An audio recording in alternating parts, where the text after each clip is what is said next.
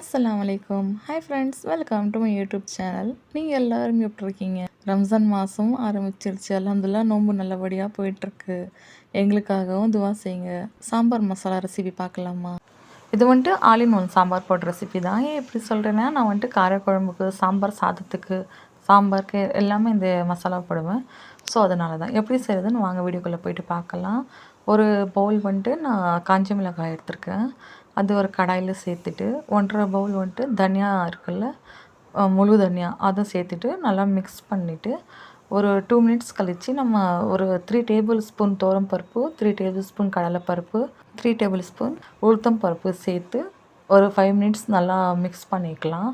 Slow ஃப்ளேம்லேயே வைங்க. Full ஃப்ளேமில் வச்சா மசாலா வந்துட்டு கருகின வாசனை வந்துடும். ஸோ அதனால் 1 டேபிள் ஸ்பூன் ஜீரகம், 1 டேபிள் ஸ்பூன் வந்துட்டு மிளகு, 1 டேபிள் ஸ்பூன் வெந்தயம் சேர்த்து ஒரு 2 மினிட்ஸ் கிளறி விட்டு, அப்புறமா அதுலேயே கொஞ்சமாக ஒரு கைப்பிடி அளவுக்கு கருவேப்பிலையும், கொஞ்சமாக உப்பு, 1 டீஸ்பூன் உப்பு, 1 டீஸ்பூன் மஞ்சள் தூள் சேர்த்து மிக்ஸ் பண்ணி ஆஃப் பண்ணிவிட்டு நல்லா ஆறுனதுக்கு அப்புறமா மிக்சியில் கூட அரைச்சி வச்சுக்கலாம். நான் வந்துட்டு வெளியில் மிஷினில் கொடுத்து தான் அரைச்சி வச்சுருக்கேன். மிஷினில் கொடுத்து அரைச்சோன்னா நல்லா பவுட்ரு ஃபார்மில் இருக்கும், நல்லாயிருக்கும்.